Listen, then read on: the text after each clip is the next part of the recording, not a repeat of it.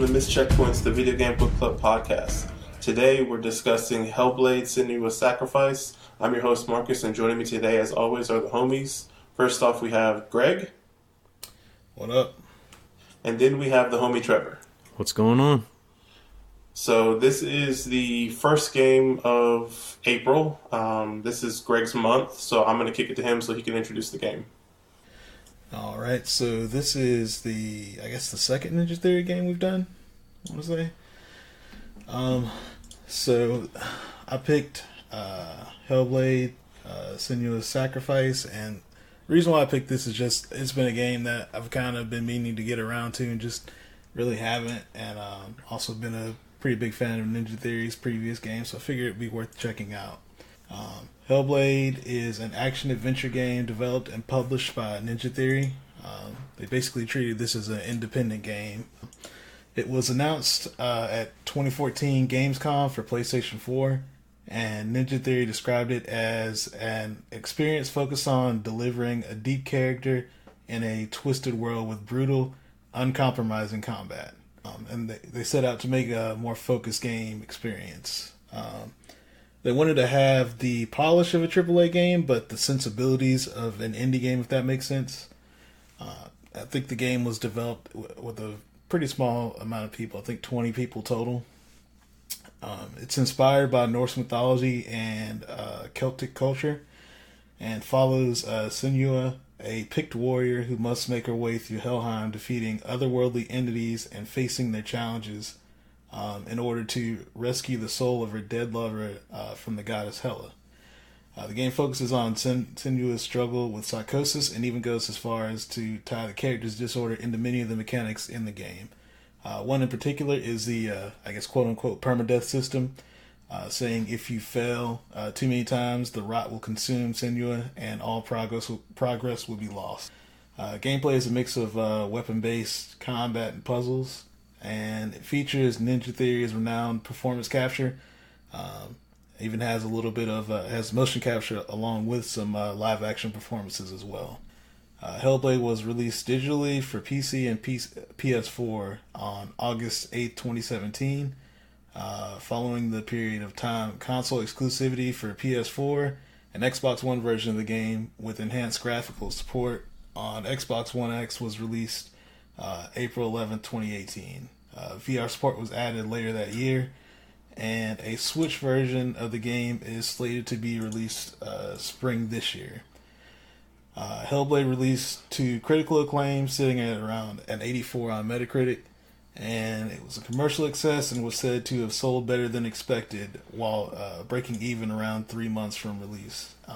As of June 2018, the game had sold over 1 million copies across all 3 platforms. Cool, appreciate that. Before we get into it, what version of the game did everybody play? I played on Xbox One X. I played on PS4. And I played on PC. Okay, we got the Trinity. Master Race. Right? Well, I had some technical difficulties, so I don't know about Master Race. Go ahead. I know the game kind of recommends you use headphones. Did anybody play with headphones the entire time, or? I did. Okay. So I played about half of it with headphones. I actually don't remember the game recommending it, but maybe just because I wasn't paying attention to boot up. But the first time I played it, I maybe played like 20 minutes, and then I was just like, whatever. And then I hopped back in, and then Dante suggested playing with headphones, so I played it with headphones from then on out. And I don't even know if I hit a checkpoint, because I think that very first you do like a cutscene. It's like a 20-minute cutscene, and I just remember it was late and it was kind of like really moody, and I was just like, I'll just play this later. And yeah, man, did you guys pick this game up when it first came out? I didn't. I recently just got it because it ended up being in the Xbox Game Pass, so I just kind of downloaded it like, oh, I'll get to this eventually. What about you, Trevor? I originally played it probably like, I'm trying to think how long. It wasn't immediately at release, but I know I had already heard all the hype about the game, and because it was like after I got a PS4, which was November 2017. So it definitely wasn't at the release, but I had heard about it and wanted to play it. I recently picked it up, I guess within the past, like this year, but this was a game that had always been on my radar because, kind of like what Greg had said, like I'm a fan of Enslaved, and I heard about this game, and I was like, oh, that even down to her headband kind of made me think of Enslaved. Did you guys catch that or think of that? Nah. It's funny because it makes sense though. I played this game before we played Enslaved, so it was kind of like the other way. You saw it the other way. Yeah, yeah. Especially like with the live action cutscenes, like some dude. of the clips. So it's there's a lot of, I don't want to say through lines because the games are different, but there are some parallels. Like the game looks like it is from the same developer to me. This like what you said with some of the live action clips and just like the way the characters face. Like there's something about Senua's face, maybe how it's either captured or how they just I think it's like the it. eyes. It's just the eyes and the way the mouth is for some reason. It's just like the things that the way the character animates and the way it makes its expressions. It's like Ninja Theory, I guess. And like I'm saying that only having played these two games. Like I didn't play DMC, so I have no idea how that looks or even how Heavenly Sword looks compared to those two. So one kind of weird thing about the I guess the main character in this game I found out when I was like watching some stuff about this game. So the actor that plays her, this was her first role ever. Yeah. And she actually worked for the studio. Which is kind of weird. Yeah, I saw that she was like a dang, what was her role? She had a completely different like title there at the studio, and she was actually doing the stand-in for the actress who was supposed to play or eventually play the role, and then they liked her doing it so much that she ended up doing it. I believe it. She does it. I think that's one of the things. The getting into the game a little bit. The voice acting is very well done. Especially how they play with the psychosis that she has, like the mental issues that Senua is having. So she has like I think it's schizophrenia, right? Yeah.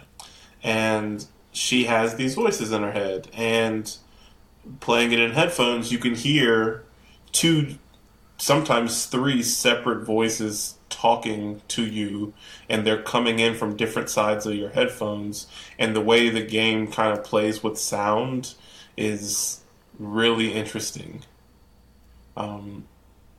I can't think of another game where I've had to play with headphones, and like I don't play shooters or anything like that, so I know people use that for like online games to give themselves an edge. But is there... Do you guys play games with headphones often? And if so, how does that relate to this? Typically, no. I mean, I don't know, man. Like, it's hard enough for me to go through like horror games without something like that adding to it. So it's like, I don't think. I mean, I can't really think any other times that I actually play with headphones. I think, yeah, a lot of mobile games that like utilize really, I guess like atmospheric type music, like for the ambiance. It's I'm trying to think of one. That'd be kind of weird when you think about it with like a mobile game, because you think about where you probably would be playing a game on your phone anyway. And it's kind of like that would almost take you out the element, but yeah.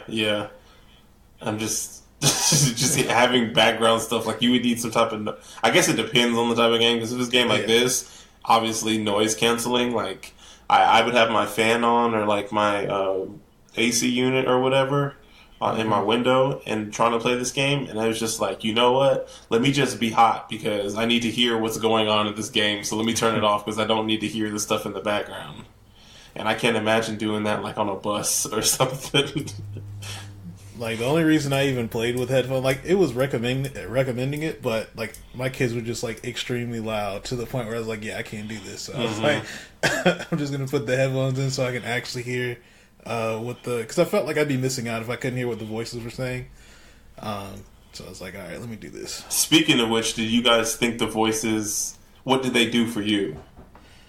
I don't know, man. I think it adds to the game, like, completely. I mean, I don't think I was bothered by it. It didn't, I couldn't remember too many times of like repeating dialogue or anything like that. So I felt like they were doing a good job, giving out. And also, there is some contextual information that they give. Exactly. So that's also pretty important. For me, I thought it was so. I think it did a really good job of depicting schizophrenia and just like what Senua was going through, and kind of did a really good job of putting you in her shoes, because I mean they were critiquing what you were doing, Judging and they you. like go back, or why did she go that way, or why did she do that, or what's down there, and it's almost like. It reminded me of watching a movie with my wife. Just she's always like commentating and everything, but it really did, like, I'm like, oh shoot, should I go down there? And especially like later in the game, before you're about to fight the I can't remember the character's name, the beast. What is the beast's name? You're talking about later in the game, or am I thinking of Like where you're running Later in down the that game, corridor? the four-legged beast. Hold on. I can pull it real quick. Yeah. Like, anyways, when you get to, like, let me see what part of the game. So after you do the trials of Odin, and Fenrir. you get to Helheim, and there's, like, shadows, and, like, even before then, when you're just first... Fenrir? Okay. They're, like, making it so more tense than it has to be. They're like, he sees you. He's watching you. And I'm like, I just got here. What are you talking about? Like, who? Can't you feel him? I can feel it. He's watching you. Do you smell? And it's just like, damn, like, I know something is about to go on, and it starts to, like, get me on the edge of my seat, and I'm just like, yo, like, is this thing gonna, like, and like how I am anyways when I play these type of games, I'm like, is something gonna pop out from like behind the corner, or do I need to be looking for something? Mm-hmm. Like, I don't want to say atmosphere, but just the voices do such a good job of heightening like my level of anxiety while I'm playing this game. And I'm like I don't like scary things. And like just even like walking, like that first section when you're walking through the forest and the trees are just, sticking up out the ground. We're in like I guess you could say, like, I think you said it was Norse/Celtic mythology. Yeah. So we can imagine we're in like the Scandinavia area, and these trees are just poking up out of the ground, and they look like bony fingers, and like there's no leaves on them, and they're just twisted in like all types of gnarly looking ways. And like the atmosphere itself, I mean, you're seeing crows and just bodies like either burnt or mangled or in cages, and just like people have suffered where you're at, and you're just like trying to figure out where you're at, and hearing these voices, and I'm just thinking like something is going to pop up around the corner at any minute, and it just creates a very unsettling feeling for me, and I could not shake it the entire game. Like, I was like kind of tiptoeing almost throughout this game, where it's just like, I'm trying to take in my environment because I don't want anything to sneak up on me, but at the same time, like, I want to get out of this area. I think like the first maybe 30-40 minutes of the game I felt like that, and I think they intentionally do it like that because the game doesn't tell you anything as far as like what you're doing. I guess we kind of have an idea, but like the game doesn't really tell you. Like even the first encounter of the game, it's not like there's any prompt saying this is how you attack. Obviously, no Obviously, tutorialization. Yeah, so it's like the first time you get in the game, you don't really know what's going on as far as, well, what kind of, at least for me, I didn't know if this was going to be like a horror game. I didn't know if it was going to be like some Eternal Darkness type thing where it plays with your, it tries to play with you in like a bunch of like meta ways.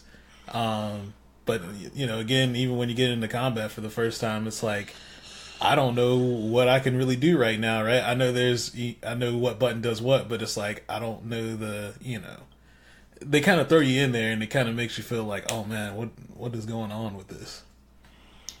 But I appreciate it though. Mm-hmm. But like the entire, like, and I kind of like what you said, like it for me, it was maybe like I was always tense, but there in the back of my mind, especially after playing like the first hour and a half, once I got into the flow of things, I knew, like in the back of my mind, I knew when I was getting to a combat area, and like you never get snuck up on by enemies. They just spawn in front of you. Oh yeah. And like that kind of took me out of like feeling like the best way I can describe it is like it felt like I was playing, like in my mind I'm treating it like I'm playing a Resident Evil or a Evil Within, where it's like I don't really know what is gonna pop up, but I just need to always be on my toes in case something does come out and surprise me. But you never have that happen. Yeah. Like, I'm thinking I'm climbing up a ladder and, you can't, the way the camera is situated, it's behind her shoulder or, looking up at her as she's climbing up a ladder. So I just always imagine when I get up there, there's going to be somebody up there, And that was never the case. And like I said, anytime you walked into an area, you could tell it was like, oh, there's a big, not a circle, but essentially like a big flat area with no,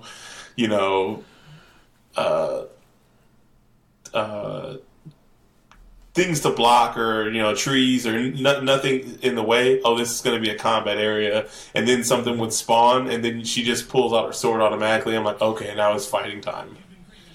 Yeah, I think that was the biggest tell, was just the fact that, the sword pops out before you see anything else, so it's kind of like, all right, well, or I guess it's at the same time, basically, so there's not a whole lot of fear as far as getting, any, like, jump scares, but I guess I'll ask this, do you feel like the game would have benefited from doing that, or you were kind of cool with it being the way it is?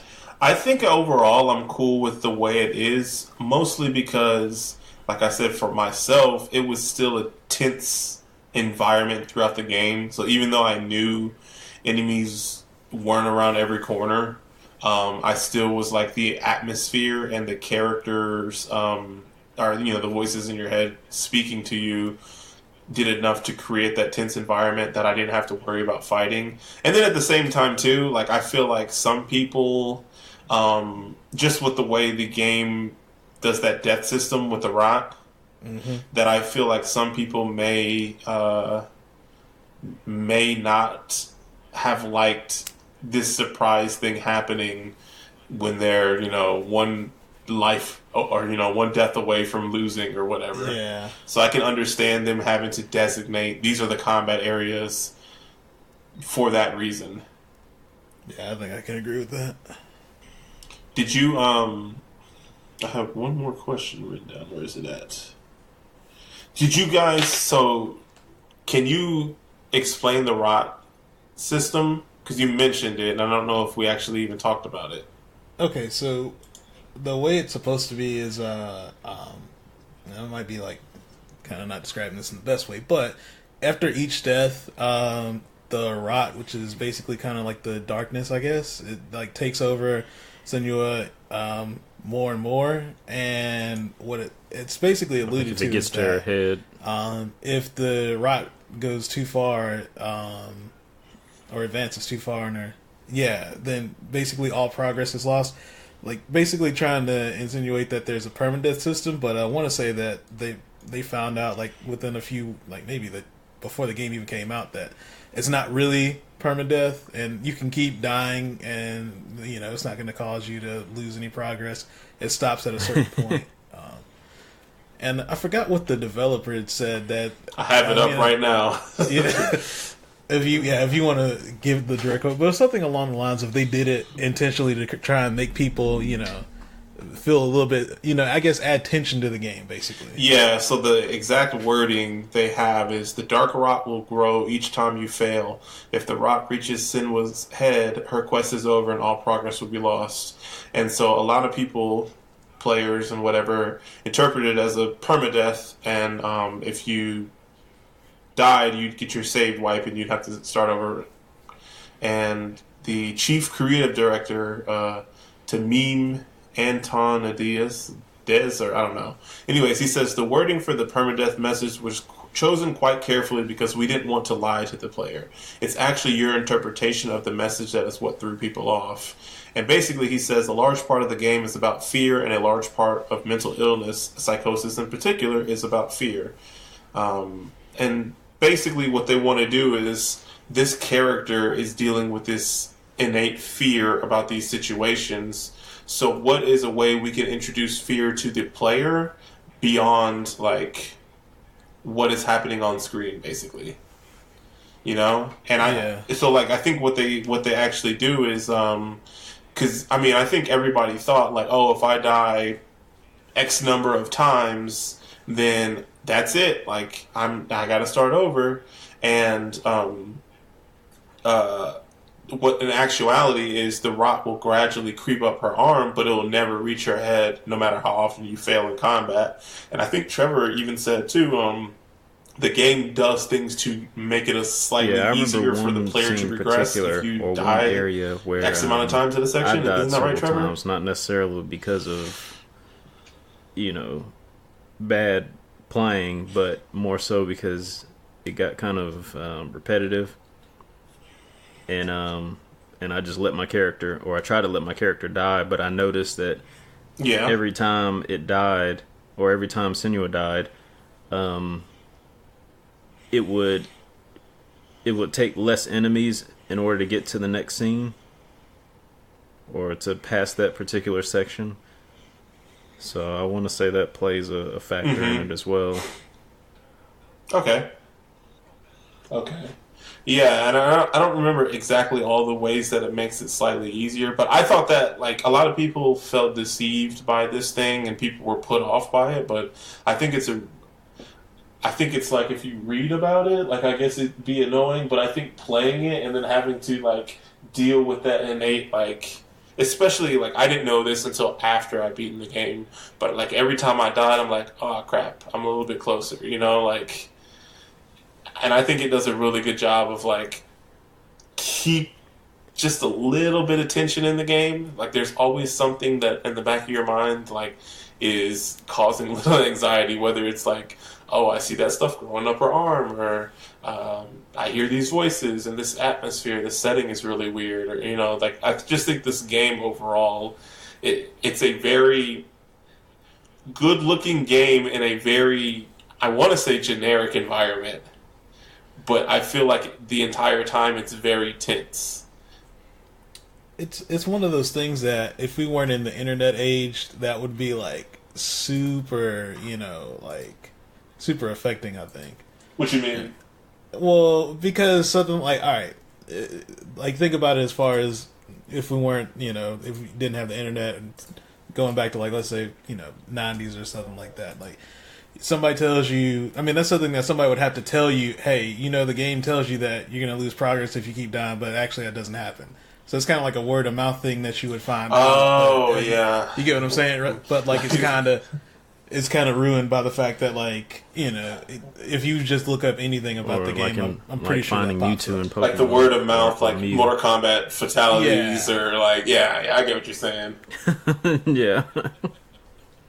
Yeah. Hey, but that rare candy glitch worked.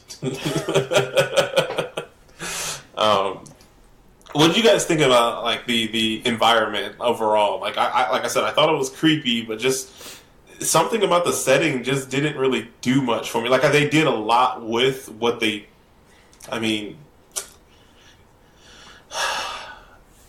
it just it's we've seen this before almost, you know? Yeah. It was just like kind of unremarkable to me. I really did like the puzzles and that they introduced into the game, and like how they forced you to play with perspective, or looking at things with a thing in mind. But overall, I thought really like horror generic. I mean, like this was like to me, it was like, oh, like this is God of War. Yeah. I mean, it made me think of like God of War at some points, or Evil Within, or like the Afro Samurai game. Like it did. I guess, yeah, like it was probably like maybe my not one knock, but like one of my main knocks was just like the overall, just like, oh, it's just rocks and, you know, like we're in a forest, or I mean, it has that Unreal Engine look to it, and you know, just which is, I don't know, with Unreal Engine, it either looks like Unreal Engine, dark, or it looks like, nothing like Unreal dirty, Engine. Greasy. Like, depending on how they develop it, there's usually never any in between. That's fair. I guess we can kind of get into the game. I guess the only other thing was with the combat. We need to talk about this combat. So, like, kind of how Greg alluded to, you first pop the way they introduced the rot system is you fight against this enemy, and you really like they just drop you in. And I think you're supposed to lose to this enemy, but they don't really tell you. There's no tutorialization in the game at all. There's no HUD. There's like nothing about this that like screams video game. And it's just, all right, the dude like pops in, and I'm like waiting for the game to like slow down and then just pop up some text. And the next thing I know, this dude hit me like 3 times, and I'm like, wait. I know. And I mean, yeah, like what Greg said, you can pause the game and see the controls from the pause screen. But yeah, there's a lot of, I don't want to say trial and error, because I feel like the combat is very straightforward. And I saw when I was reading after I beat the game some of the knocks of this game, at least specifically in comparison to what people's preconceived notions or their expectations of the game was coming from a Ninja Theory developer, was that, oh, well, they just came out with Devil May Cry, so this is going to be a really combat-heavy game, or, you know, like combo-focused game as well. And it's not that. And then I even saw people were saying this is even more simplified than something like Enslaved, which I do agree with that. Yeah. But I still think the combat in this game it's something. I don't want to say it's like it's fun, but it's also frustrating. It's a little bit of both. What do you guys think about the combat? I had a couple of gripes with it, but overall I did enjoy once I got into the swing of things. And by the end of the game, like I was like, oh, cool! Like I can tell I'm noticeably better at this. So I thought the combat was, I guess, serviceable. I guess it wasn't amazing, but it's no Ninja Gaiden. Yeah. No Metal Gear. but there's like there are some mechanics in there. Like, I mean, there's a parry system. You know, you can, if you time your block at a correct time, you can block and parry and get like a counterattack. There's a little bit of stuff you can do with the combo system, as far as you can do a combo, then dodge and continue the combo again, and then dodge and do another combo, so you can kind of keep that going over and over if you actually do it. But I guess the best thing about it, or the best thing I can say about it, is the combat didn't get in. It didn't get in the way of my enjoyment of the game. Right, it was there to kind of break up the going from one area, doing puzzle. I was not here for the combat. Trying to break that up, I guess. Yeah, I mean, it's not bad, but damn, I think the first time I played it, I had gotten to a point where the game got really repetitive and got burned out on the combat. Like, it looks good, it feels good, like when you do a good parry and, you know, defeat an enemy, like it feels great, but like once it starts getting repetitive, you realize how simple the system is, and it's kind of just like rinse and repeat. Yeah, that's kind of my gripe as well. Like, I think the combat, like, I guess almost mimicking what you said, the combat is fine. It's not fun. And it is very repetitive. I did like, there's a portion of the game where I didn't expect it, but there's a portion of the game where there's no combat. It's just like mostly puzzles and atmosphere. One of my favorite parts of the game. But then you go from that part of the game to immediately being thrown into basically like almost a horde mode where you're just fighting back to back to back to back to back enemies in like 3 or 4 situations. You're basically walking from one area to the next, fighting hordes of enemies with no puzzles or nothing in between. And that kind of soured me on combat, especially after seeing the game without combat. I was like, oh, this is really cool. Like, it can still be tense, and it can still have this cool atmosphere. But then when you're just going from combat scenario to combat scenario, there's no, like, there was no tension. It was just, like, going from one chore to the next. And especially at the end of the game where they just start to throw way more enemies at you, it just made me... I wish there was like a switch character you're focusing on or something. Because you're usually fighting... In the beginning, you're fighting like one character at a time, but then they start to introduce 2 characters at a time. And then I think like... by the end, there's 3 to 5 characters on screen. And there's no really easy way to switch your character's focus.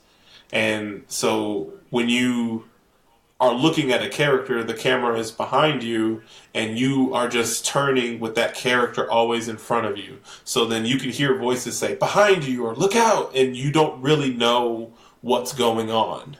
And you either have to dodge or block or, you know, just get out of the way. But I think that is how they create that tension, and I think it was definitely a design decision, but it was a design decision that I don't really care for. I wish it was and to add to that, just a better way of switching something that didn't like who you're the combat focusing system. On, basically, it's not Arkham Asylum or Assassin's Creed, where basically one enemy is attacking you at a time. Like, even if you do a successful parry, you could still get hit by another enemy. And, like, I understand it, you know, it's, hey, you know, fair fights, whatever, or not necessarily fair, but, you know, you get jumped, you're not going to be able to block multiple enemies at a time. But as far as a game, I don't necessarily like that style of combat, where, like, even if you block one enemy, another enemy can still hit you. Yeah, the one thing I will say, though, is there are certain animations you can do where you do become invincible. So then, like, you won't get attacked or hit by the swing or whatever. But I just wish you could control the camera and, you know, turn the camera around you. Maybe not even change who you're locked on, but be able to see if I'm swinging at somebody, let me look behind me to see what's going on behind me. I'm trying to think if there was one other thing with combat that So when I talked to you, Trevor, I remember you asking me, so have you got to the part where you no longer like the game? You asked me something like that. Yeah, that sounds familiar. Have you gotten to the part where the game is no longer fun? Or so you said something like that. I was like, what a leading question. And then, like, after, I think I know the part you're talking about, actually. Funny enough, after I, you know, thought about it, I was like, and got to that part, I was like, this is the part Trevor was probably talking about. But, it just, they don't really add anything, and you never really feel like you know what you're doing in combat. And I didn't know the focus thing slowed down. I found that out like maybe an hour or 2 hours in or something. Exactly. And I kind of was wondering, like, does the game do a good enough job of, like, and when I say does it do a good enough job, it doesn't do a job of teaching you how to play it or how to do combat. And I feel like would be Dante. If he was here, he'd be rolling his eyes and be like, "You're just supposed to figure it out, you know? Pull yourself up by your bootstraps." Well, he wouldn't say that, but I do think with the focus thing, maybe they intended it for you to really only find that out at the first boss, because they mentioned it there, or I think they call it out. I think you're like one of the voices tells you to focus during that fight. Yeah, and then that's kind of how you find out about it. But I don't know. Maybe I guess that's what they were intending with that. I mean, sure, I think so too. But it's just like certain things, like the charge mechanic with the heaviest strike, right? Oh yeah. That was something that I found out like near the end of the game, or like when you parry somebody, like what is the best follow up or whatever? What was the use of the kick besides the shield opponents? You know, just like things like that, where it was like, man, I like, what is the difference between me using a kick versus a quick attack, or a kick versus a heavy attack? I know which one takes the slow, is the longest animation, and I know like what they do to the enemy and how it repositions you on the battlefield. But like, does one do more damage, or does one start this scenario up where I'm at a better advantage? Or like, I just didn't know what the things did, and I just didn't want to, like, because of the rot mechanic, I'm like, I don't want to take a risk and mess up, and because I'm experimenting on the battlefield, I don't want to waste a life because I'm just messing around, Yeah. So like, it made me the rot mechanic kind of made me play safe, or more safe than I normally would, and so like it was less impetus for me to experiment in combat. And even another thing, I didn't know you could mash buttons when you got downed. Oh, you didn't? Wow. Because I just did that instinctively. That's the difference between us, because I don't mash buttons. We've gone over this before. I don't mash buttons, so I'm like, what the hell? When is she going to get up? Is she going to get up? And then, so every time I was down, I was like, oh, cool. And then I forgot what I think on accident one time, because I got hit by something behind me, and so I got downed, but I was in the middle of doing a quick attack string on another opponent, so I got downed and I had hit XXX or whatever, and so that third hit I was on my knees and I saw the screen like kind of light up a little bit when I hit it, and I was like, let me do it again, and then I saw that the thing was flashing. I was like, are you serious? I could have been getting up this entire time. So what happens if you don't get up? You just basically die? They come up to you and they swing on you and you die. Wow. Yeah, so I had 4 or 5 deaths that way because I didn't know you could mash. That's crazy. And I'm not saying that the game... it's kind of weird because I'm like, okay, I eventually learned or figured out, but the game doesn't tell you, and it's just like, I'm not the type to like... I'm not going to hit buttons. I guess I need to hit buttons. and I guess it's one of those things. Okay, so I can agree that might be a detriment a little bit that they don't tell you, but and I feel like a lot of that, it's not, you don't need it to get through the combat, right? I feel like as long as you know that dodge gives you a bunch of invincibility, and like a XXY or YYY, then you basically should be able to make it through most of the combat. Yeah. The one thing that I will say to the combat, I do like when you do get up from being downed, then you're kind of like struggling and you're like a lot more groggy and slow. So all the animations, your dodge animations and your swinging animations take even longer time. So you're not going to be able to chain like 2 or 3 quick attacks back to back to back. It's kind of like dodge, quick attack, and then you're like, that's it. Like, you can't swing no more. Yeah, even if you and when you're in that state, even if you block and you try and do you can't like counterattack after you block. And so I did like that. I want to say it's like that with the enemies as well. Like if they're almost dead, like they can't swing on you like like they normally could. No, I had sirens in the background, so You like any of this stuff, Trevor? You've been quiet. It's pretty good. Like enemies, the enemy AI, it's fine. I was waiting for it. Like, nothing in this game that literally stopped me from playing.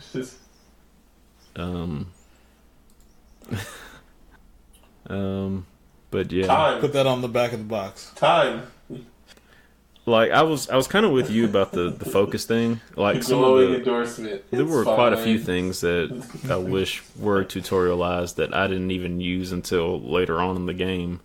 But I think it was. Did you find it out through experimentation? Yeah, looking at a walkthrough online, or that was probably it, because I wasn't using focus at first because I thought focus was going to be like this precious resource that was hard to build up.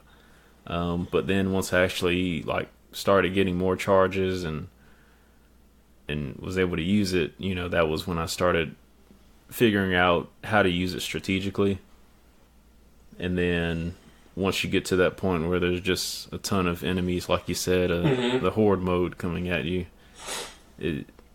I think that's kind of the best practice for it. But yeah, it's kind of almost too late. It's like at the very end of the game. Don't get me wrong, this is a short game, so we're talking 5-6 hours in is when you hit this horde mode. But like at that point, like, I mean, you've been playing for that long and you're almost done with the game. It's kind of like just keep doing what you've been doing to get there. Are there any other systems or mechanics or anything we need to talk about? I feel like we've... I was about to say, I want to get to what I like best about this game. Maybe just puzzles, and then, I mean... Oh, yeah. Well, first of all, before we get into the puzzles... okay. One of the all right, then go ahead, man. Talk about good puzzles, regardless of some of the environment design. I think this game has really good level design, especially in its use of puzzles, because there are... Like, one of the first puzzles that you run across is, like, the runes, where it shows you, like, a little glyph, and you have to figure out where there's, like, a hidden symbol that matches that same glyph. And it could be, like, a shadow, it could be an alignment in the tree branches or something that forms the same symbol. But you do that in order to unlock doors. There's also other puzzles that utilize the level design that are, yeah, I didn't want to ruin it if we're going to talk about it, like, as far as the story. It's almost like a forced perspective. But yeah, it uses, like these little archways that you walk through, and you navigate different ways through the level that you're on, and you have to figure out how to align, pieces of the symbol in order to get it to match up on the door in order to unlock it. So this game does some really interesting stuff with, like, illusions and level design. Yeah. That's... Yeah, definitely. You got anything to say about the puzzles, Greg? Nothing in particular, other than I felt like they were all really good, and I didn't find myself having to look up, any, like a walkthrough to get through any of this. So it felt like everything was, like, pretty contextual. It wasn't too difficult trying to piece everything together.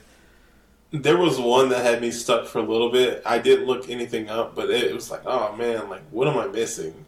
And that was before I realized that the game kind of tells you where certain things are too. Did you guys notice that? What it may, I don't know what you call it, but it gives it, like, you know how, like, in the Matrix, how the ones and zeros just kind of pop up, or you talking about, like, the rune stuff or whatever? Whatever? Yeah. Okay. Well, I guess the thing that gave that away was like you'll when you get to one of the areas where there's going to be the whatever like shape that you need to look at, you'll see that kind of you'll see it around the environment, and it's just kind of issue of looking at in the right direction to find it, I guess. Yeah, yeah. But like there was one that I was just like super stuck on. I'm like, why can I not find it? And then like it took me a long like this is gonna be a little bit later, but one of the Odin's trials I got stuck for a while too, and then I didn't know the correct way to solve the perspective one until like the third one I did. Like the first two were kind of just accidents. Like I didn't know I did anything specific to solve it, and it wasn't until the third one I realized, oh, this is what I have to do.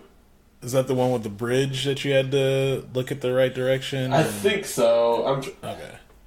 And it just was like, I'm not really sure what I'm doing incorrectly or what I need to be doing, but then by the third one I was like, cool, I got it. I figured it out. So yeah, you guys want to get into the game then? I guess the only other thing is the lore stones, which are basically the, I guess you could say collectibles in this game, and these are like these little beacons or whatever that you find throughout a chapter, and they kind of give you lore, Norse mythology lore, so about Odin and Siegfried and Sigmund and Fenrir and just like all these different characters from Norse mythology. It kind of tells you a story. I'm not really sure what it's there for. It's I don't know. Other than I guess, like give you some. I don't even know if it follows like Norse mythology like that strictly, or maybe it's just to give you a little bit of background as far as that stuff. But I don't know. Yeah, I have no idea, but it just. Did you get all of them? Because I assume since you're the collectible person that you assumed wrong. I missed 3. I felt bad. I when I realized I missed one, I went back, but you can only get it. What am I trying to say? So the game, the way they divvy it up is in the chapters, and once you pass a chapter, if you like, I realized, oh, I missed one in the God of Illusions section, so I went back and found it, but it wouldn't unlock the new one for me. It would just play an old one. So you could only activate new ones on the chapter when you're in the chapter. If that makes any sense. Yeah. So I missed 2 in the beginning and 1. Actually, I missed all 3 by the middle. Yeah. So I think the only thing you get out of it is there's a different ending, me and Trevor were talking about it, and it was just kind of like a nod to one of the characters in the game, but I don't think it's like that big of a deal. It's like a bonus cutscene or something like that. I don't think it really does anything else beyond that. But let's get into this game. So I guess the crux of this game is you're playing as Senua. Senua? Am I saying it right? And she's basically a Celtic warrior hoping to free the soul of her dead lover, Dillion, from Viking hell. So she has his skull, I guess, and she's trying to take it to Helheim to basically free his soul. And the whole crux of this game or whatever is that she is dealing with her issues. She's like, there's a lot of fear and uncertainty in her, and that's why these voices are affecting her in the way that they're affecting her.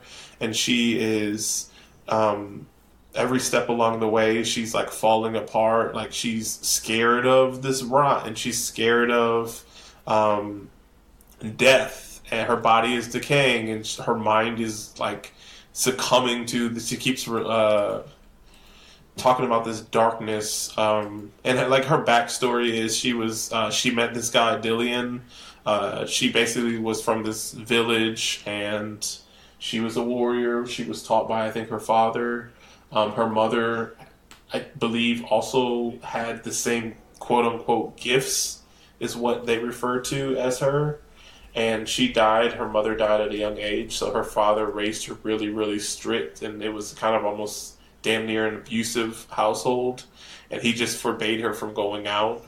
And I think on one of the times she did go out, she met this guy, Dillian, at this tree, and they hit it off, and she wanted to be with him, and her father forbade it. So one of the things that I read, and this is after I don't even know what happened beyond that, but basically this guy, Dillian, Senua's is the father love of her life, and killed he passed her away. mother because She's he really believed stricken with like grief she carried about the it, same and psychosis she's that was trying passed down to Senua. Basically, and he believed it to be some kind of the story curse, of her coming like, to and so he basically peace burned her with like at the stake, everything a going witch or on something. around her.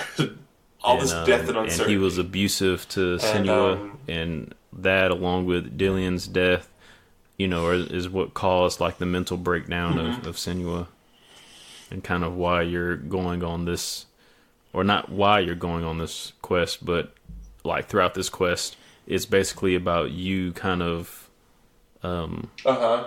dealing with these things. Mm-hmm. Yeah. What do you got, Greg? I guess nothing right now. I mean, still kind of early on, I guess, in the story Senua? part. So. Yeah. Oh, hello. So, like, some of her earlier things she has to do, she needs to get into Helheim, and Helheim is behind a gate, and Helheim is being run or looked over by Hela, which is a daughter of.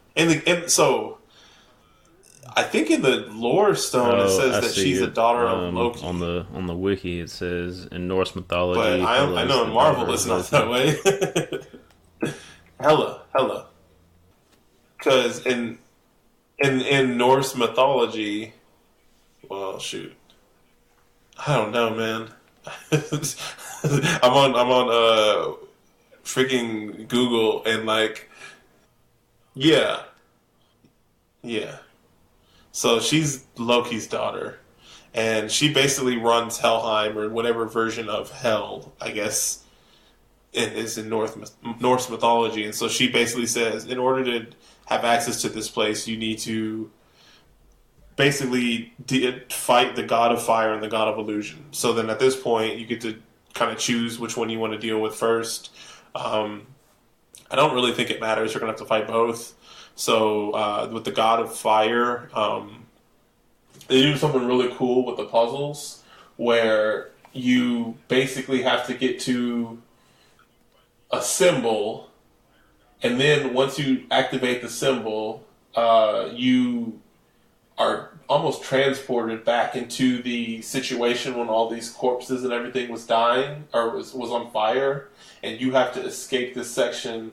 You're succumbing to, the smog and all the smoke and everything, and just coughing, but you're just trying to get to this gate, and your path is kind of blocked off in fire, depending on how you take and everything. So that was kind of interesting. And then you fight the fire god. I forgot his name. Not necessarily the boss, but I thought getting to the boss was pretty cool. I think this boss, fire, everything burning around you. I think this is when I learned about the focus. I can't remember the boss where you learn about focus. I did first, because he just has a giant flaming sword that he spins around. This was and like it's kind of hard to get in on him. Immersive scene the voices are telling you you're basically trying to get through everything and all that. Yeah. Do you have anything about the fire boss? Either you two? Okay. What about you, Greg? I felt like the boss fight was okay. I mean, the combat's not like the strongest suit of the game, but kind of like what Trevor was saying, I did appreciate the area and kind of how they set it up, and I'm still trying to, at this point, trying to get a feel for the world, and I'm really thinking that this is going to be like, or what I was thinking, what was going to lead into it was we're going to find out that she's the reason why all of this stuff was happening, all the dead bodies and like all the fire and stuff like that. So that I guess that was where my mind was going at that point. And then you go from the god of fire to the god of illusion, Valraven, and his section was there was a lot of cool. That's where you first see those rune puzzles that Trevor was alluding to, and I thought those are really like those were my favorite puzzles in the game. And the fight itself was a little bit funky because you're fighting. I think he's a bird, or a raven or something. No, raven, duh. And it just I actually I didn't know which was which, so I actually fought him first, and so I was very iffy on combat at the point still, and he wrecked me. Like I died a bunch of times on him. I didn't really know what was going on or what I needed to do. Because he had Did they mention the focus there at all? Because I could see that fight being a little annoying if they. No. Oh, that sucks. Yeah, so I played him first, then I played the fire god, and the fire god is when they said focus. Yeah, that's. So he has a lot of different attacks, and it was just a matter of not only do I need to dodge or block one attack, but now he's doing the two attacks, or he's throwing two swords at you and they're curving, or he's doing the little dive at you or whatever. So it just was a lot. He was way harder than the fire boss for me. Yeah, it kind of sucks that they don't give you, because I think the way that it's meant, the fire boss seems like that should be the first boss fight. Just the way that they introduced that focus mechanic, because I feel like it's not, you don't need it, but it definitely helps when you're in a bind. 100%. It just allows you to get your bearings. It allows you to now that I think about it, I slow think down. I want to deal with one person at a time, so I can that battle slow motion. So I only have to deal with kind one of being difficult, where he starts throwing two knives at you. Did you guys fight the fire boss or the illusion one? You know, he switches it up a little bit more than Cert does. I did the fire boss first. And did you know, or did it just luck of the draw? No, I tried. Exactly. Because I wanted to do the fire god first, but I just chose the wrong door. And then from there, you finally get through the gate to hell, and you're on the bridge to hell, and you are walking down the bridge, and then you see this huge creature, which ends up being Hela, and you're scared of her or whatever, and you have a lot of self-doubt, and she ends up destroying the bridge, and you fall into the water, and then now you're washed up on the shore. And then from there, you are in a very familiar area where there's this tree, the tree that you met Dillian at, and there's a sword in the tree, and I think it's called Grimir, or something like that. And it's a sword that can slay the gods, and it was crafted by Odin and gifted to Sigmund.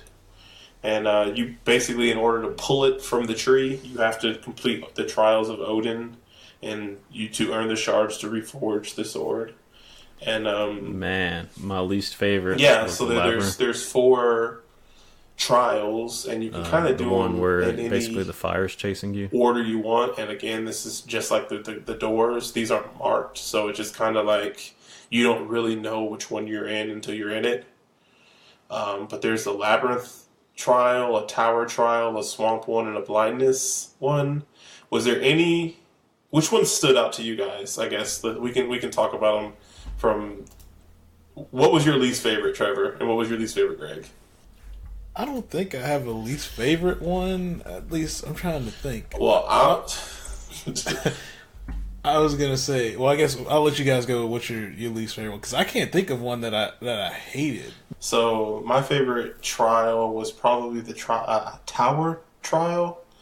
That was the one with the masks that you could go from being in present day where it was dark and dreary and the tower was run down to going back to the past where the grass and just the land was green and vibrant, and then the tower was still being used. I don't know why. I thought that was a really cool mechanic.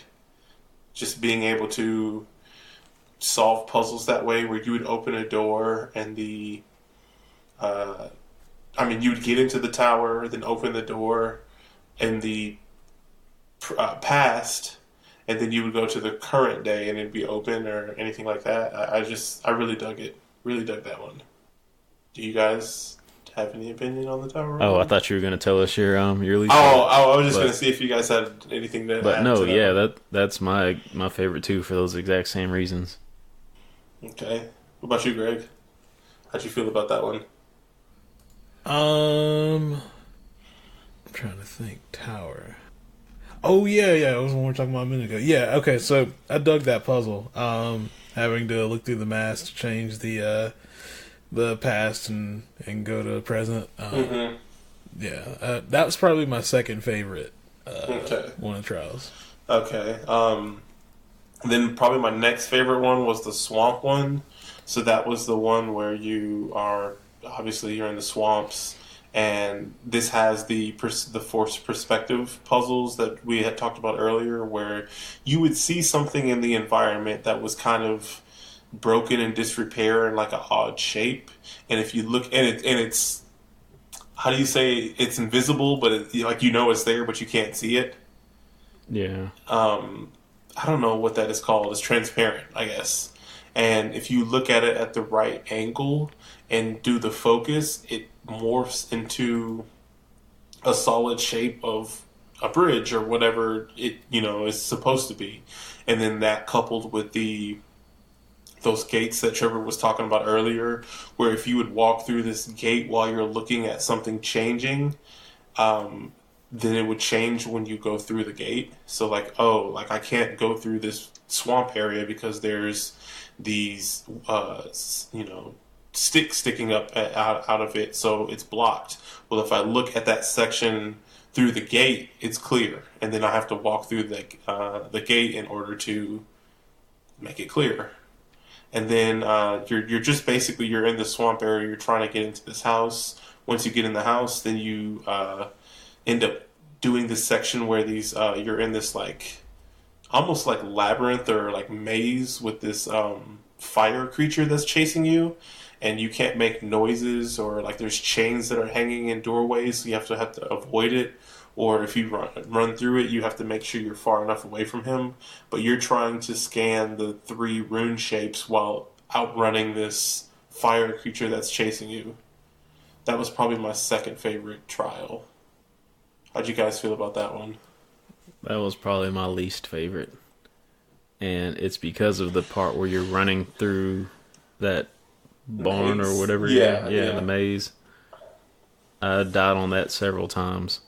Oh. Just because... He just snuck up on you? Well, I felt like I was a good distance from him, but somehow it was still getting me. It seemed like as soon as I would see it and I would turn the corner, it was right there on me. I didn't have time to get away from it. I always felt that way too.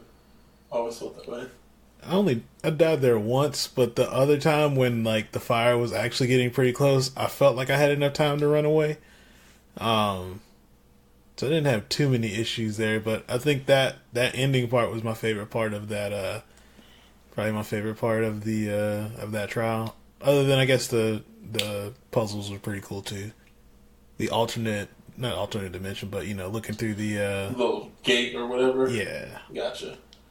Probably my next favorite one is probably the labyrinth one, where you walk into this dingy cave labyrinth, and you have a torch, and you basically you are going through this labyrinth, and you're going towards the sounds of this man that's screaming, that you believe to be Dillian. And I like this one because it further plays with the sound coming from one side or the other, so you kind of know where you need to go based off of what side of your headphones you're hearing the scream coming from. So I really dug that. Plus, it was a labyrinth, and it was kind of tricky because it was very tense for me, because I'd try to, in my head, be like, okay, I went here, went here, went here, right, left, left. And then I'm like, why is this, as you're going, you're lighting your path.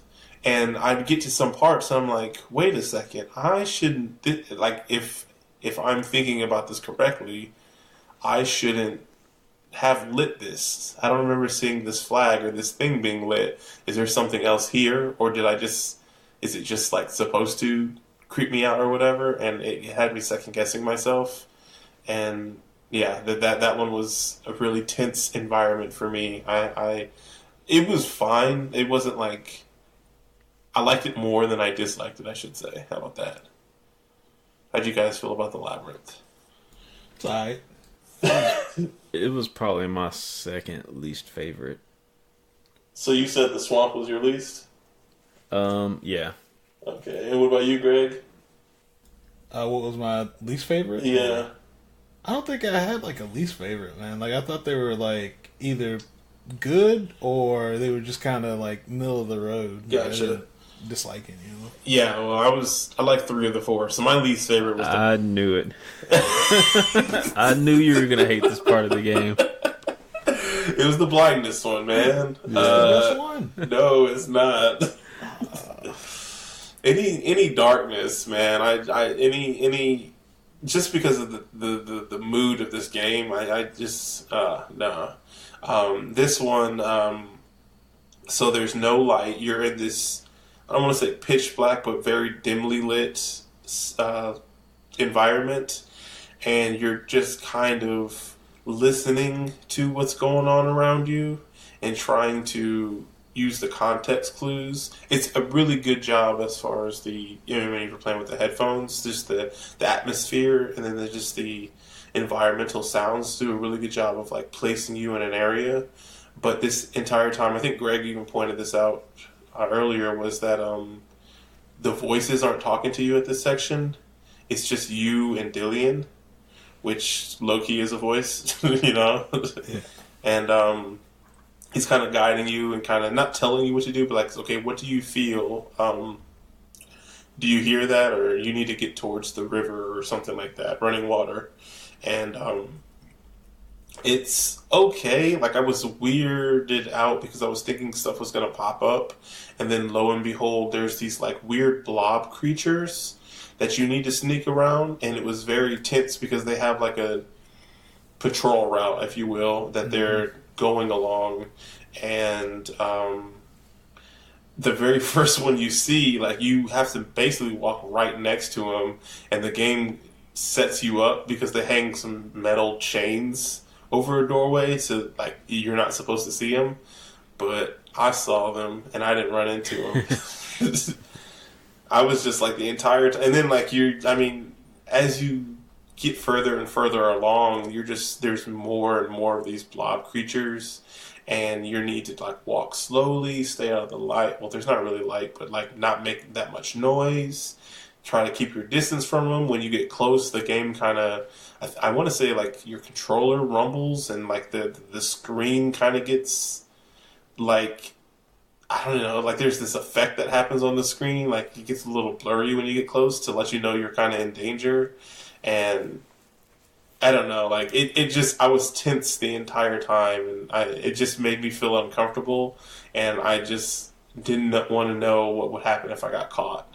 And I didn't realize I didn't like stealth.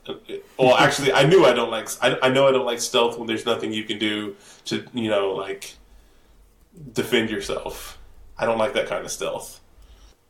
And I'm assuming like, that you love this one. I know Greg did. This was my second favorite.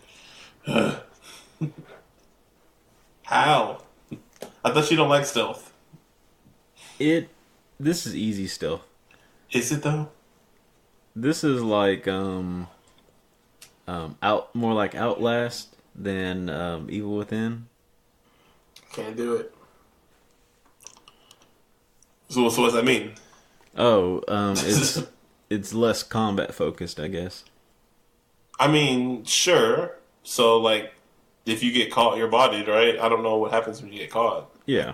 You die automatically. I don't know. I didn't get caught. Oh, Since it was that nice. I didn't get caught either, but I just was like, yeah, man, I just, ugh. I didn't want to imagine what would happen. What you're saying is the developers did their job. They did their job. It made me definitely feel uneasy, and I was very tense, and I just didn't want to do it. And I had that fear of getting caught, and so I didn't get caught. So yeah, it was effective. But my uncomfortableness, I don't really rate that high in gameplay. Good job, you made me feel uncomfortable, and I don't want to do it again.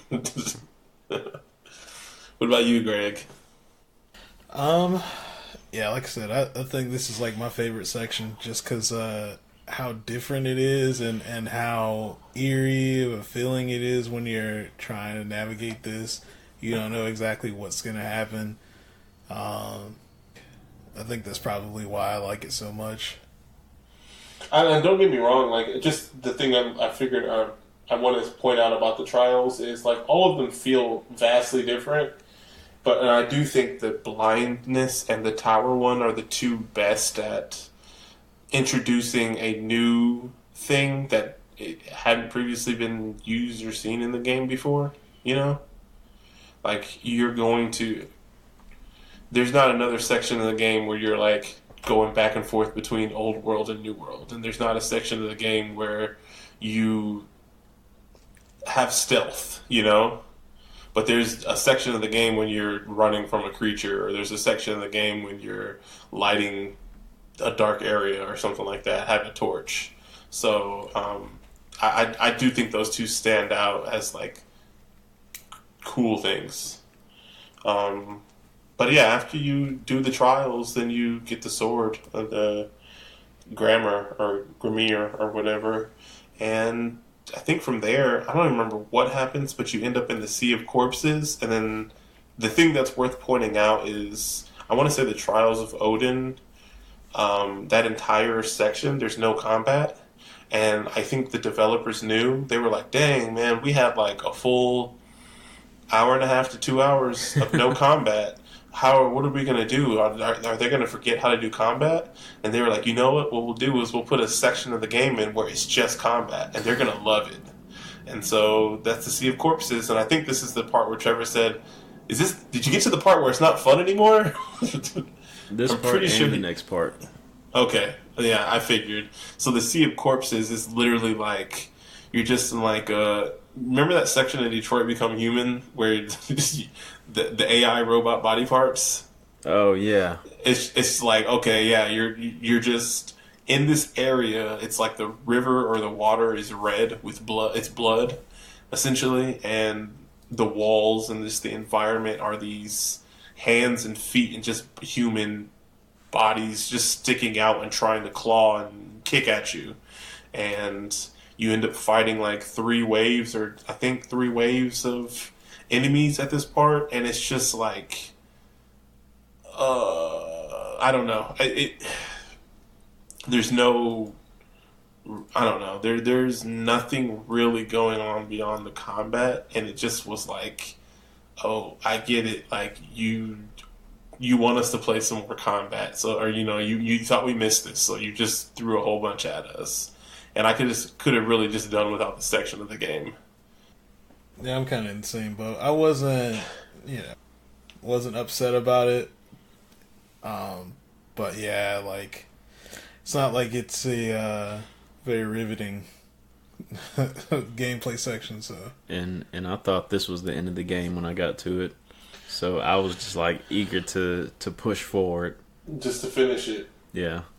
Little did you know, there's more. But wait, exactly. There's more. And so, like, the one thing I will say is this next section, you get into Helheim and you're in Helheim. It is more of the same combat-wise, but there is more things going on. Because this is where you deal with Fenrir, or whatever that beast creature is. And there's a lot more going on in this section. So while it is, like, going from combat scenario to combat scenario, they have the puzzle section beforehand where it's like you're in a dark area, and anytime you're in the shadows, this creature appears. You need to run from it, so you need to run from light section to light section, and then it even gets to the point where you have a torch and you're crawling through a cave or you're crawling through something, and then like you have to go underwater or you go underneath the waterfall and your torch goes out, so then you need to like just jet to get to the next light source. And at least there's a gameplay element between the combat scenarios, and there's puzzle solving. So that I did like Helheim a great deal more than I like the Sea of Corpses. Yeah, I can agree with that. And this is when I was telling you with the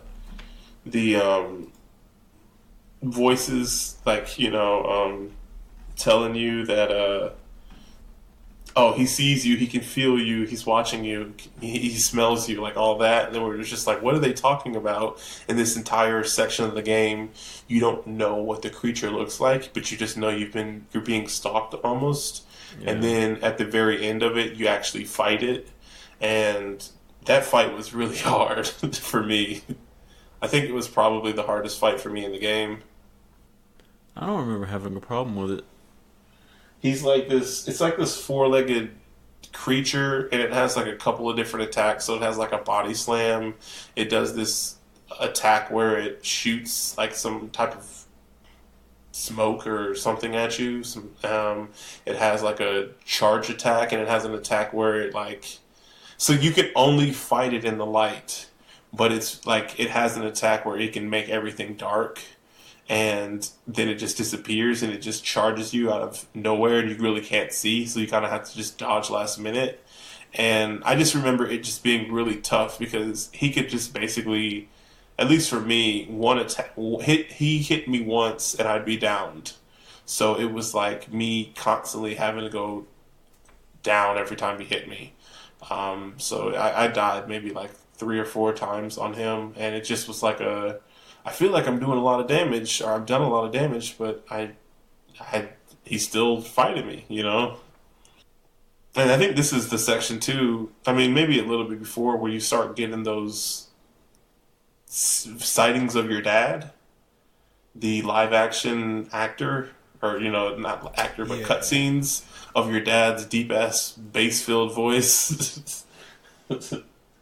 And he's like telling you about the darkness and like chastising you for the decisions you're making, and it's just like really weird. And I think it culminates with this creature who I think is supposed to be like her interpretation of her dad, and that's why she's been running from it this entire time, I believe.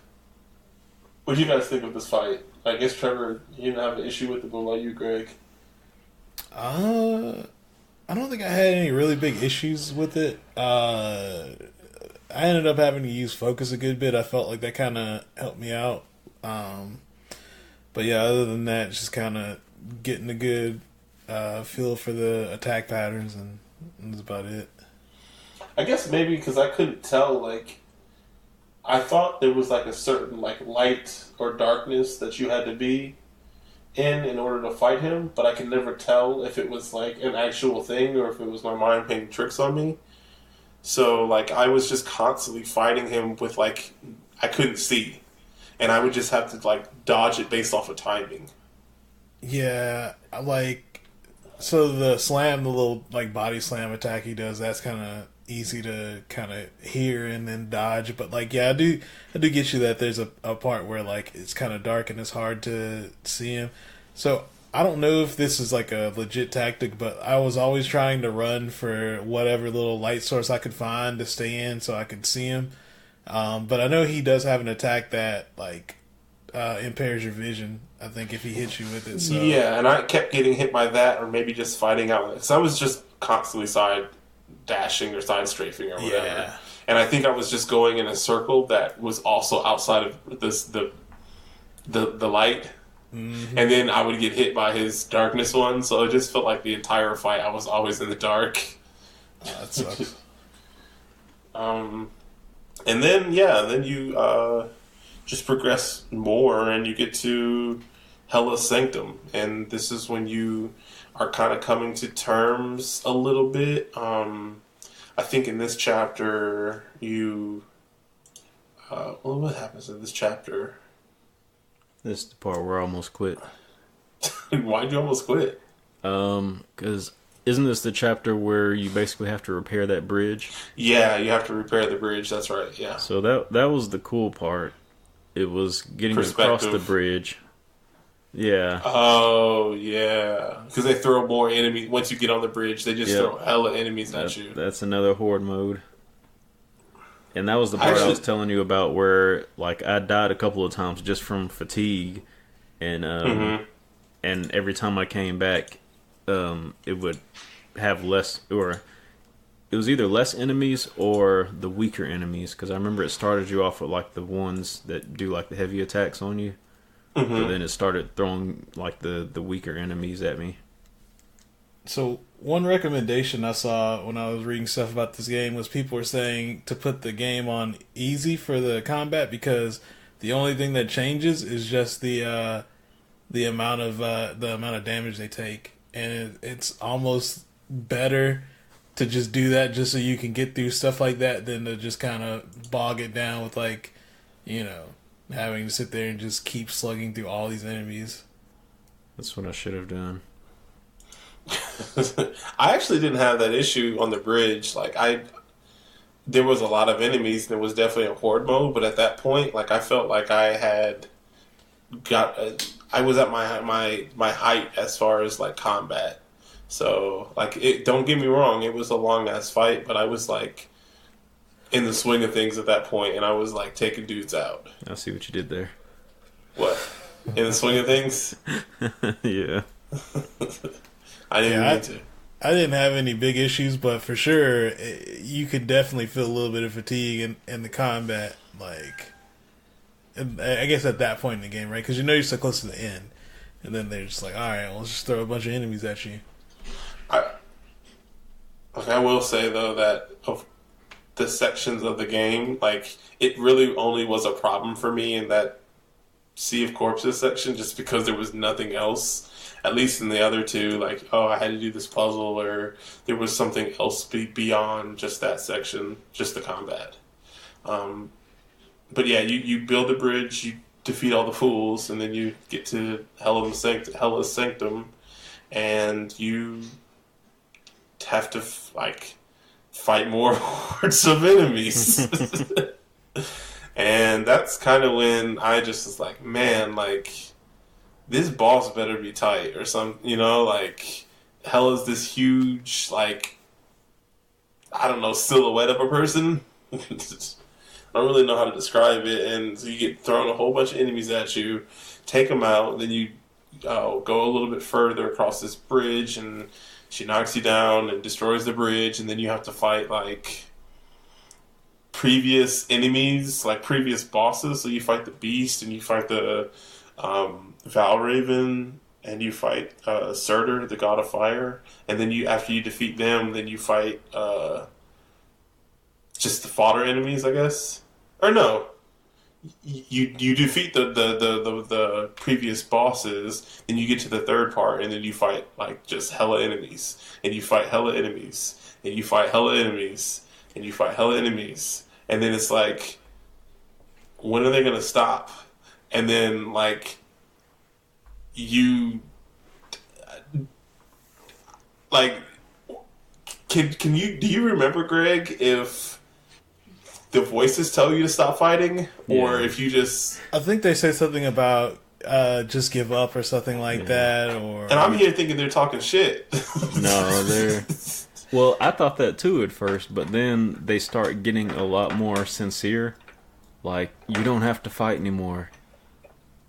I mean, you're right, but I just thought they were talking shit. So I'm like, mashing when I go down. I'm like, yo, like I took out like 6 dudes, and now I feel like it's like what it was like 1 on 5, and then it was 1 on 6, then 1 on 7, then 1 on 8. I'm like, what the hell? Like, I'm like, damn. And this is when I got really, really frustrated with the combat, because I was like, I know they're not about to throw all these enemies at me. I can literally see them spawning, and like, when does this end? Like, is there something that I'm not doing? And then I just finally died, and I was so frustrated that I was like, oh, I got a cutscene. I was so frustrated. And then the thing too, so I had this issue. This is when I had the issue on PC.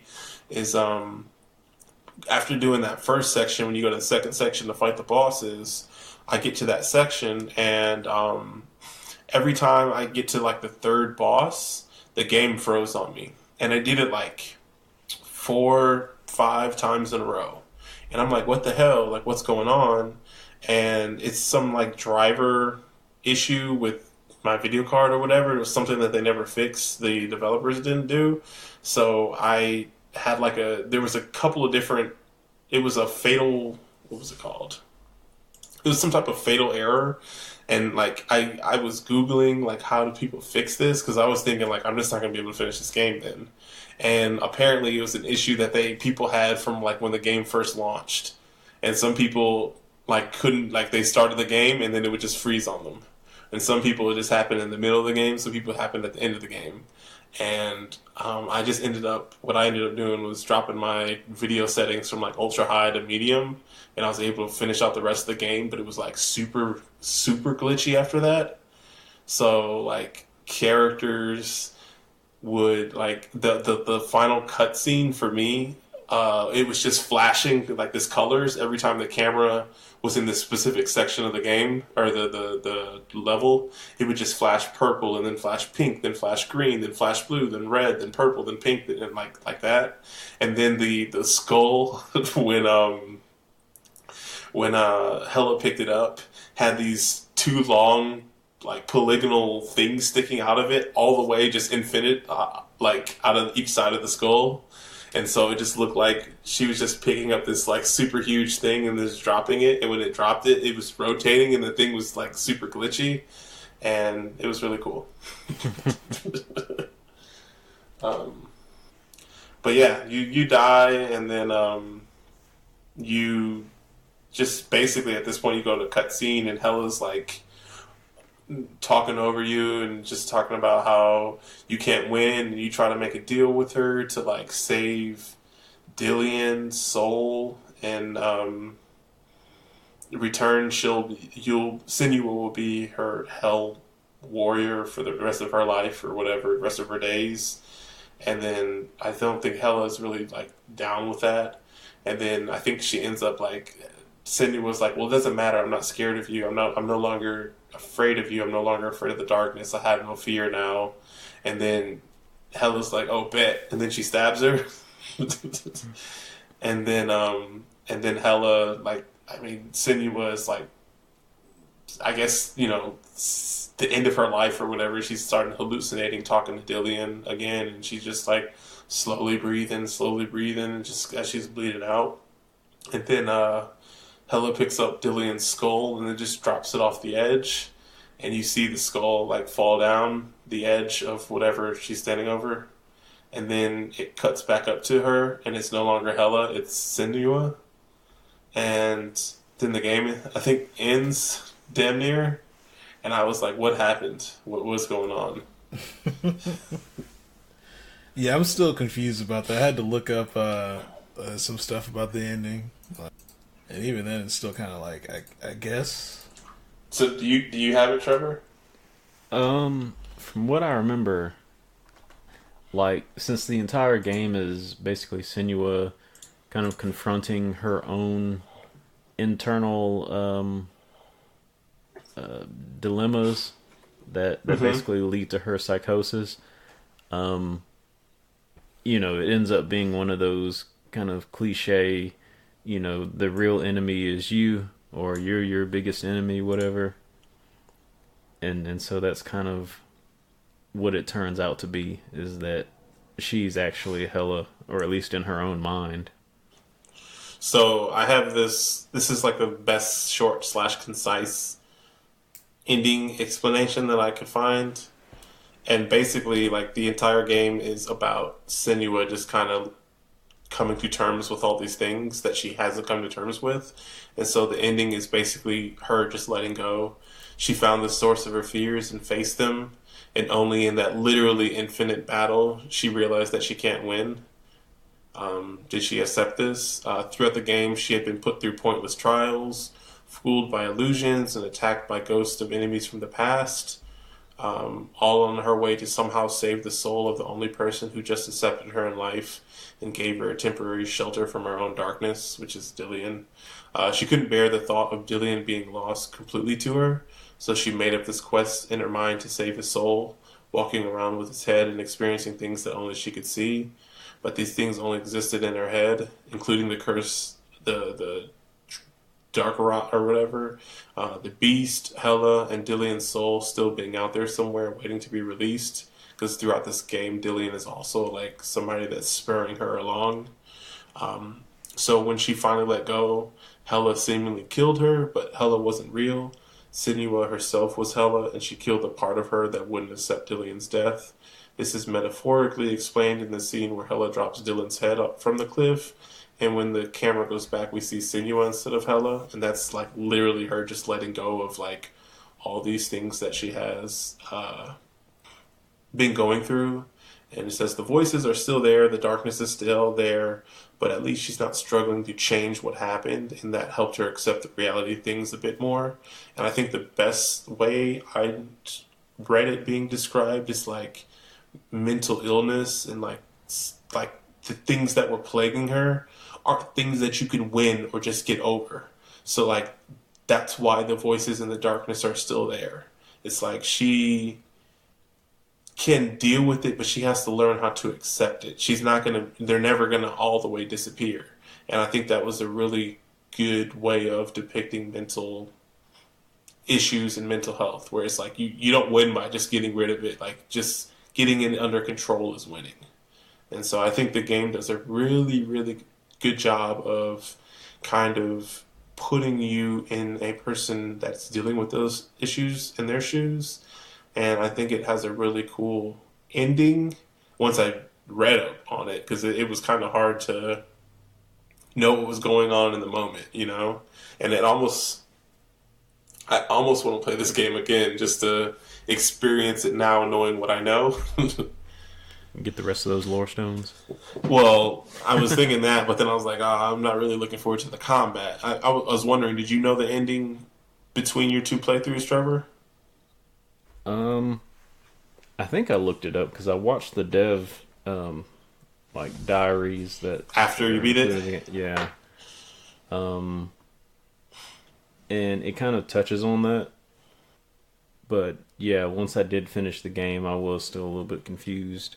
Mm-hmm. I mean, it's just one of those endings that's kind of, it almost seems like they leave it ambiguous, but it has more of a symbolic meaning. Definitely. Did that make any sense, Craig? Do you have any questions? No, I think that it kind of made sense. It definitely, like, I left the game immediately, like, what the hell did I just play? Like, what's going on, you know?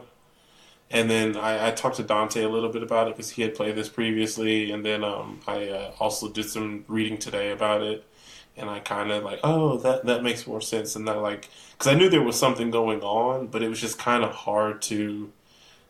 I feel like I'm usually a little bit more tuned into the story, but it was a little bit difficult to follow because I mean we knew that she was going through things, but it was kind of hard to know what was actually happening, what was, you know, in her mind, because we just don't know because we're seeing it from her point of view, you know. And the game's also asking you to piece together like some of these things too. It doesn't necessarily like give you a prologue or a synopsis like once you start up the game saying, you know, this is, you know, where things are right now and this is where you pick up. Yeah, there's the best way I can describe it is like there is no gamifying it at all. It's just like you start the game up and you're in it, you know? I don't know, like it's very much like what Greg was saying. I think he said this game, the developers wanted to do like a indie game or tell the story of an indie game with a AAA budget, or I don't remember exactly the wording, but it definitely, when I heard him say that kind of clicked in my mind. I was like, yeah, I can definitely see that, because like the story and just the content that they are trying to tackle is not something that you see in a lot of big games. And I feel like they kind of cover. Yeah, I feel like they do a really good job of tackling that issue and telling that story, and they just have the budget to like make it look really, really nice.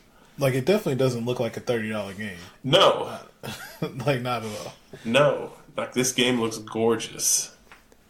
The other thing I was going to say was in the cutscenes, this game does something that I think makes the graphics stand out much more, like especially when it comes to 3D art, is like playing with the field of the depth of field. Like when you see certain things go in and out of focus, like while Senua's talking. She does a lot of like talking to the camera. Yeah. I think that sort of thing, like the cinematography behind it, makes it look even better, and it just kind of adds to like the motion capture and all the voice acting and everything. And then there's a lot of too where they do that with the actors too, or the cutscenes where they're using real people, but one of them they kind of blur his face a little bit just to kind of make it seem like is this real or is this not? And then the other one they deepen his voice, but like you could tell like this is a real person. And I don't know, like I don't know, do they do that in any of the other Ninja Theory games, Greg, that you've played? I'm sorry, what was that? The using real actors, like I know they did that in Enslaved, but it makes sense to me in Enslaved. It doesn't make sense to me in this game. They did in Heavenly Sword, and I don't think they did it in DMC. Okay. And at least with DMC, though, they're working from a pre-existing franchise. Yeah. Or series, so maybe that's why they decided to hold it back. But do you think that does anything for you? Or do you think that takes away or adds anything, I guess? What I should be asking? I guess it depends on... I guess it depends on the game itself, and then also the story they're trying to tell, and like what actors. I guess there's a lot of factors that can kind of come into play, but I don't think it. I think it does in the scenario that they use it or how they use it in Hellblade. I think it helps a lot in like immersing you in the game because the facial animation is like spot on. It looks. These people look like especially Senua. She looks like she's going through something, She does, but she's also the one that isn't like a... She's the only one that's depicted animated, the other two characters. Oh, yeah. Well, I guess the first guy that you meet, Druth. Yeah. Yeah, he's kind of him too. animated. Him too. But yeah, like, the one thing I will say, and I don't know, like, it wasn't always this way, but it was like, man, like, it kind of took me out, kind of, when it was the... Cybele, her father, because sometimes his mouth didn't sync up with the audio. So he would be, it's like watching almost like an old kung fu movie where like he's talking, but like his lips are not caught up to the dialogue that I'm hearing. And it's like, oh, this is kind of jarring. Like I'm noticing this and I'm paying attention to that and not even listening to what he's saying. Oh, yeah. And like it didn't happen every time, but I can think of like 2 cutscenes where I did notice that. And I'm like it never happened when it was Senua or with Druth, the animated characters. And like the other guy, when it was Dillion, when it was him talking, like he when it was the human version of him or whatever, it was so few and far between that I didn't notice it. But because this character was way more prominent in the back half of the game, like it was like every other one, it seemed like his audio would be off, and it just like dropped me out a little bit. But even still, like I think even without it, it just would have been a weird stylistic choice because I don't even know if Druth was depicted by an actual person or animated. And like to me, it would have been like you might as well have done Senua that way too. Personally, I feel like you should do everybody that way or nobody that way.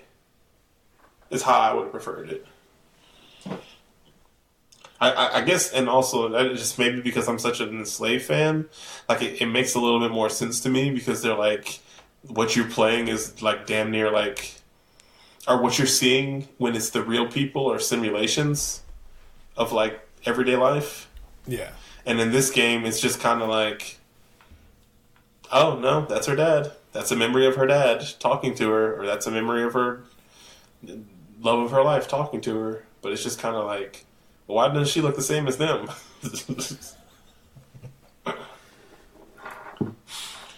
So yeah, I guess we got anything else we need to say about Hellblade?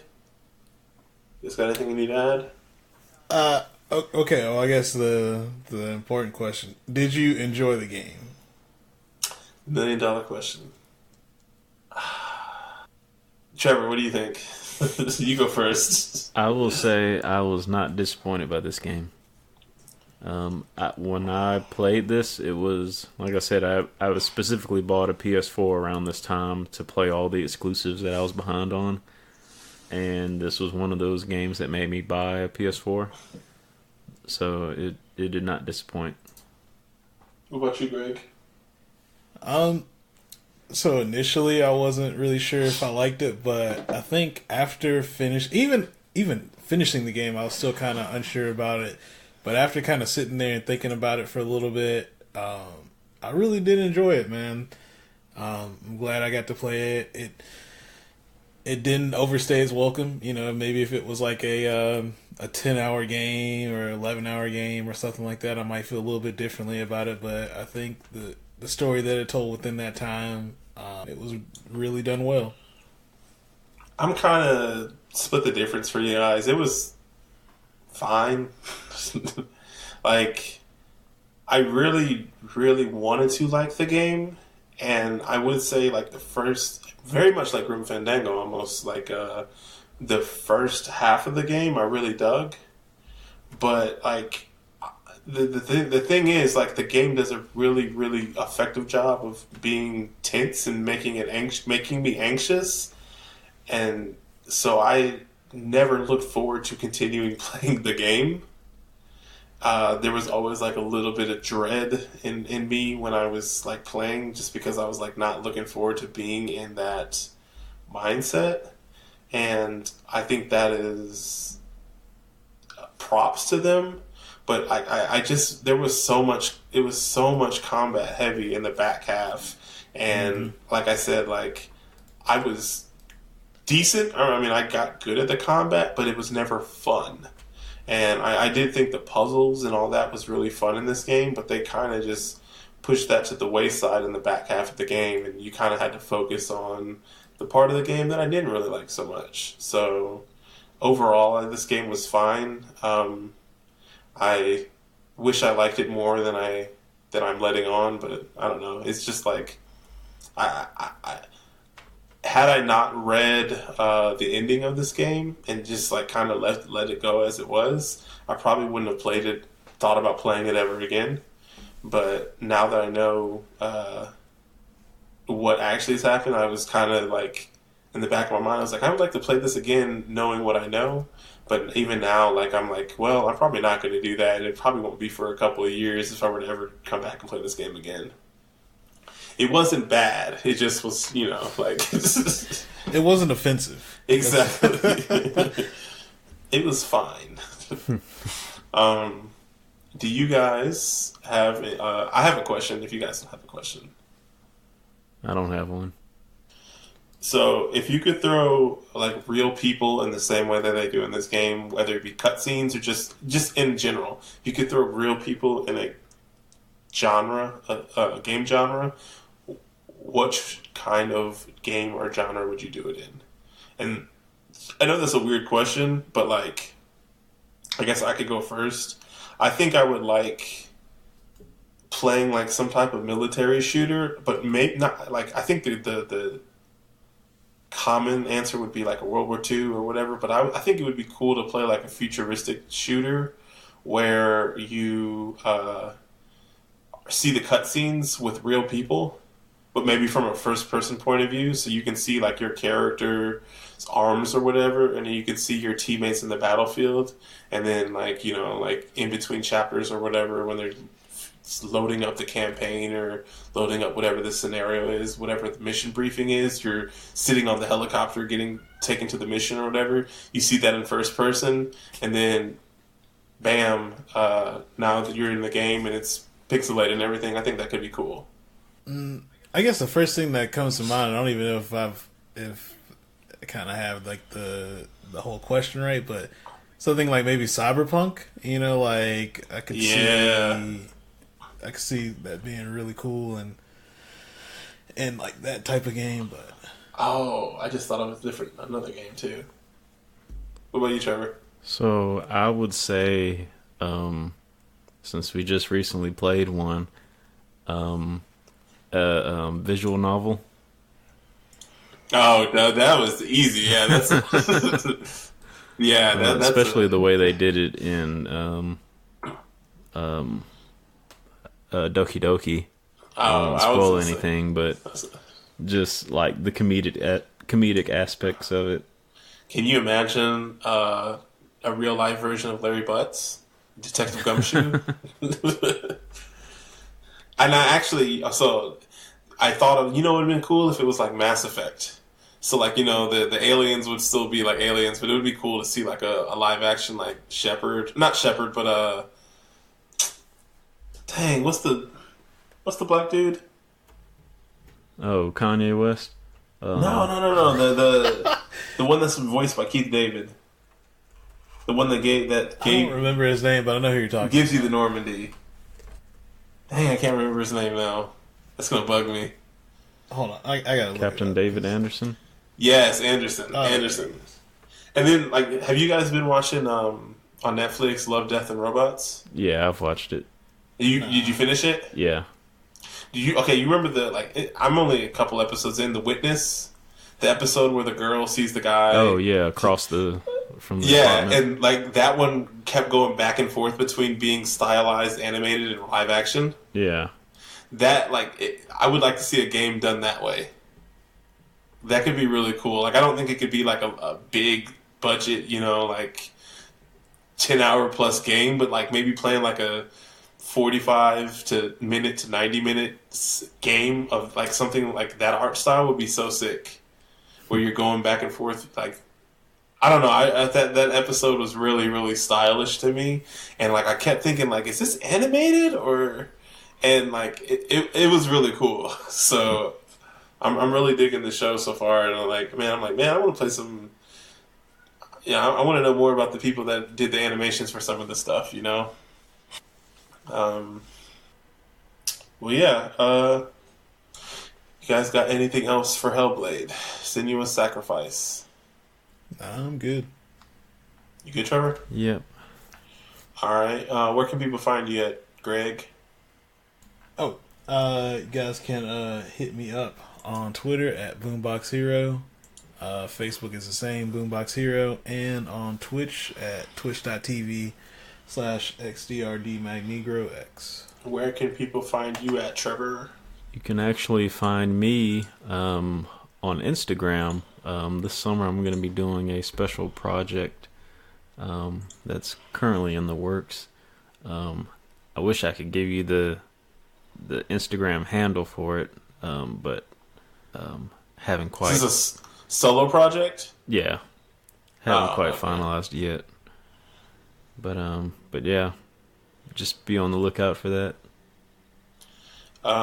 You can also find me on Instagram at Marq_Dizzle, and you can find me on Twitter at potato_salad. I think. No, I won't say, but our next game is going to be Celeste.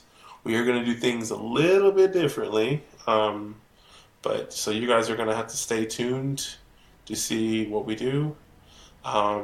Looking forward to it. I remember Dante playing that game at the end of the year and like being super, super, super hype about it. So I'm hoping this game is going to maybe be like a Dead Cells 2 for me. It's a little bit closer to Super Meat Boy. Oh, bummer. I like Super I was about Meat to say, Boy. I thought you liked it. No, I like Super Meat Boy, but I was like, man, I hope this game is going to be like Dead Cells. But yeah, I'm still looking forward to playing Celeste though, because I mean, I heard it's really good platforming. So, you guys got anything else? Any other news or anything? I think that's it. Oh yeah, we got a bonus episode on the way. We recorded one, so we have one in the I guess on reserve, and then we are in the process of doing another one. So be on the lookout. We have 2 bonus episodes potentially coming out. So looking forward to dropping those. So hopefully we can get a couple more people on the second one, because y'all need to play that game. Well, I guess we ain't got anything else. Going once, going twice. Alright, well, we're Mr. Checkpoints, and we're out. Peace. In love.